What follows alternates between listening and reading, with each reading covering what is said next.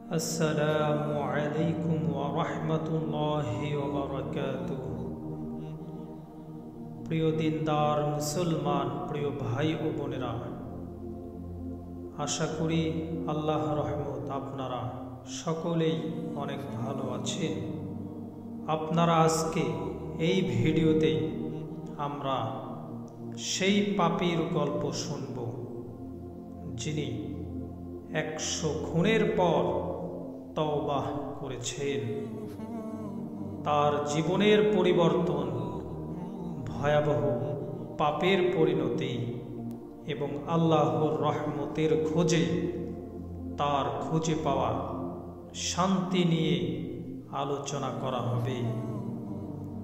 পাপ এবং তওবার এই চক্রের মাঝে নিজেকে খুঁজে পাওয়া এবং নৈতিকতার নতুন সংজ্ঞা প্রদানকারী এই গল্পটি আপনার হৃদয় স্পর্শ করবে ইনশাআল্লাহ। বনি ইসরাইলের একজন লোক ছিল যে 99টি মানুষকে হত্যা করেছিল। সে তওবা করার চিন্তা ভাবনা করছিল। তাই সে একজন আবেদের কাছে গেল।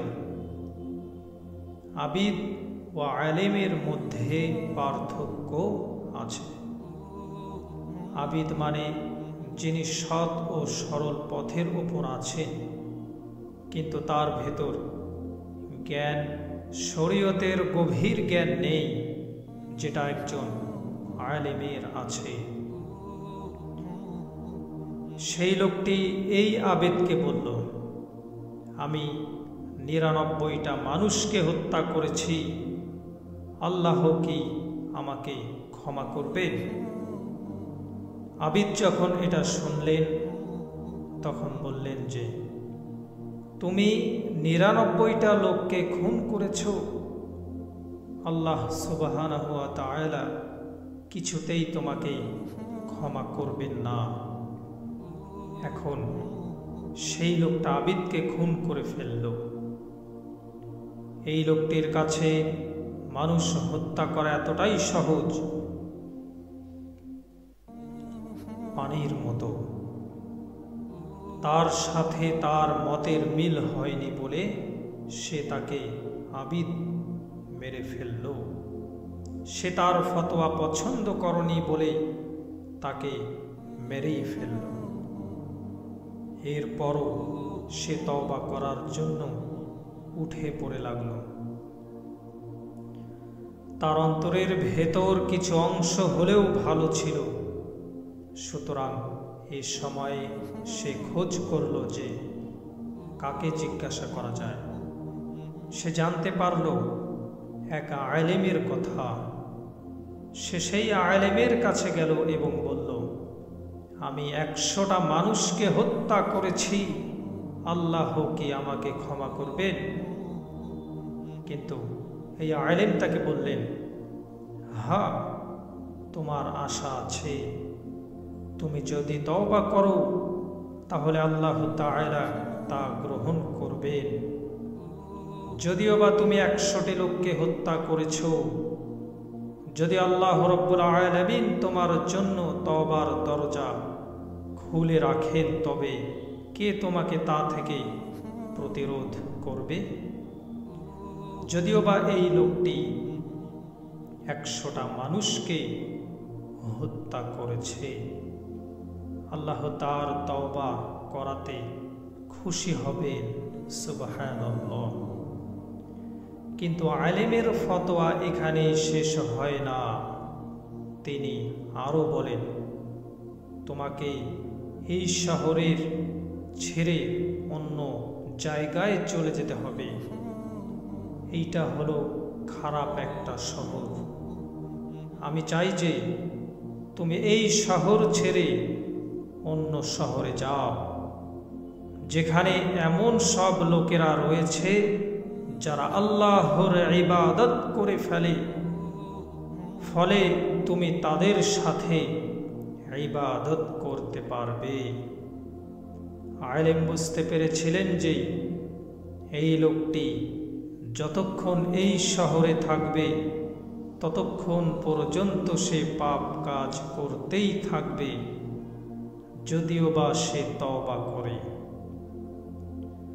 কারণ সে খুন করার প্রতি আকৃষ্ট হয়ে গেছে, ঠিক একজন ড্রাগ অ্যাডিক্টর, নেশাখোরের মতো। যতক্ষণ পর্যন্ত একজন নেশাগ্রস্ত ব্যক্তি সেই একই পরিবেশ, একই সঙ্গ, একই গ্রুপের মধ্যে থাকবে, যদিও বা সেই ব্যক্তি তওবাও করে, তারপরও সে একই কাজ করতে থাকবে। তাকে পরিবেশ বদলাতে হবে, কারণ তার চারপাশের সব কিছু সেই নেশার সাথে সম্পর্কিত। যখন ওই ড্রাগ ডিলার, যার কাছ থেকে সে ড্রাগ কিনত, তার সাথে সাক্ষাৎ হলে সেটা ড্রাগের কথা মনে করিয়ে দিবে। যে বন্ধুর সাথে নেশা করা হতো, তার সাথে দেখা হলে ড্রাগের কথা মনে পড়বে। একই ঘটনা ঘটে যারা মদ খায়। তারা পাপ দেখলে, মদের বোতল দেখলেই মদ খাওয়ার কথা মনে পড়ে। তাই এসব থেকে দূরে থাকতে হলে এসবের পরিবেশ থেকে দূরে থাকতে হবে। সে কারণেই আলেম সেই খুনিকে বললেন তার শহর থেকে চলে গিয়ে অন্য শহরে ভালো লোকদের সাথে আল্লাহ সুবহানাহু ওয়া তাআলার ইবাদত করতে। ভালো লোকদের সংস্পর্শে থাকলে সেটা আপনাকে ভালো কাজ করতে অনুপ্রেরণা যোগাবে। বিপরীতভাবে খারাপ সঙ্গে থাকলে সেটা আপনার পতন ঘটাবে। মুহাম্মদ সাল্লাল্লাহু আলাইহি ওয়াসাল্লাম বলেন, যদি তুমি একজন কামারের পাশে বসে থাকো তবে তোমার গা দিয়ে কামারের মতো গন্ধ বের হবে। আর যদি তুমি সেই লোকের পাশে বসো যে কস্তর বিক্রি করে, তাহলে তুমি তার সুবাস কিছুটা শোষণ করে নেবে। অর্থাৎ যদিও বা আমরা একটি কাজের সাথে জড়িত নাও থাকি, কিন্তু ওই পরিবেশে থাকার কারণে আমরা সেই গন্ধটা নিজের মধ্যে নিয়ে নেব। সেটা আমাদের অনিচ্ছা সত্ত্বেও হবে। তাই আমাদের উচিত সর্বদা ভালো মানুষের সংস্পর্শে থাকা। পরিবেশের একটা বিরাট প্রভাব এসব ক্ষেত্রে আছে। প্রিয় দর্শক, তাই সেই আলেম তাকে তার শহর থেকে অন্য শহরে যেতে বলেছিলেন। তার কথা মতো সেই লোক অন্য শহরের দিকে রওনা দিল, কিন্তু আল্লাহর ইচ্ছে মাফিক সেই লোকটি সেই শহরে পৌঁছানোর আগেই মারা গেল। যখন সে মারা গেল, তখন মৃত্যুর ফেরেশতারা তার রূহ কবজ করার জন্য আসলেন। যখন একজন ভালো লোক মারা যায়, তখন রহমতের ফেরেশতা তার রূহ কবজ করতে আসেন। আর যখন একজন খারাপ লোক মারা যায়, তখন শাস্তির ফেরেশতা তার রূহ কবজ করতে আসেন। কিন্তু যেহেতু এই ক্ষেত্রে পরিস্থিতি পরিষ্কার ছিল না, তাই দুই ধরনের ফেরেশতাদের দলই আসলেন তার রূহ কবজ করার জন্য। এবং সেখানে একটা বিতর্ক জন্ম নিল। শাস্তির ফেরেশতা বললেন, এই লোক আমাদের, কারণ সে এখনো তওবা করেনি, কবুল হয়নি। তার সদিচ্ছা ছিল, কিন্তু সে সেখানে অন্য শহরে পৌঁছতে পারেনি। রহমতের ফেরেশতা বললেন, না, সে তওবা করেছে এবং সে সেই শহরে যাওয়ার জন্য রওয়ানা দিয়েছে। তো দুই দলের ফেরেশতারাই বিতর্ক করছিল যে তারা সেই ব্যক্তির রূহ নিবে। তাই আল্লাহ রাব্বুল আলামিন এই বিতর্ক দূর করার জন্য তাদের কাছে আরেকজন ফেরেশতা পাঠালেন। তিনি তাদের বললেন, সে যেখানে মারা গিয়েছে সেখান থেকে উভয় শহরেরই দূরত্ব পরিমাপ করো। যদি তোমরা তাকে তার নিজের শহরের কাছে পাও তবে সে জাহান্নামী, আর যদি সে অন্য শহরের ভালো লোকদের নিকটবর্তী হয় তবে সে জান্নাতি। সুবহানাল্লাহ। মুহাম্মদ সাল্লাল্লাহু আলাইহি ওয়াসাল্লাম বলেন, প্রকৃতপক্ষে সে নিজের শহরের নিকটবর্তী ছিল, তাহলে তার স্থান কোথায় হবে? জাহান্নাম।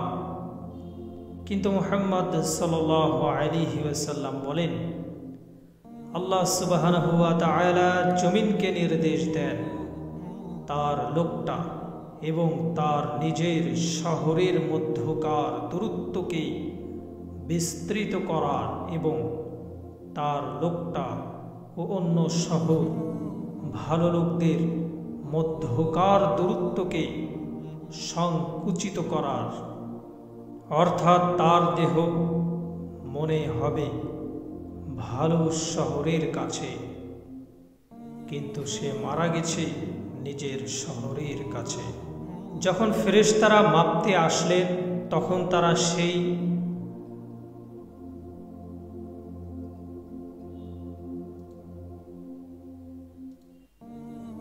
ব্যক্তিকে অন্য শহরের ভালো লোকদের দিকে নিকটবর্তী রূপে পেলেন এবং আল্লাহ সুবহানাহু ওয়া তাআলা তাকে ক্ষমা করলেন এবং তাকে জান্নাতবাসী করলেন।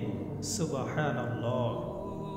প্রিয় দর্শক, আল্লাহ যদি চাইতেন তাহলে তিনি ওই ব্যক্তিকে ভালো শহরের নিকটে মৃত্যু দিতে পারতেন, কিন্তু তিনি তা করেননি। তিনি কেন তাকে তার নিজের শহরের দিকে বেশি নিকটবর্তী করে মৃত্যু দিলেন? কারণ তিনি আমাদের দেখাতে চেয়েছেন যে তিনি কতটা আগ্রহের সাথে ওই ব্যক্তিকে ক্ষমা করতে চান। আমাদের শুধু আল্লাহ সুবহানাহু ওয়া তাআলার কাছে ক্ষমা চাইতে হবে, তওবা করতে হবে, কিন্তু সেই তওবা হতে হবে মন থেকে, পুনরায় সেই পাপ না করার দৃঢ়তা নিয়ে। আল্লাহ আমাদেরকে সঠিক পথে রাখুন। আমিন।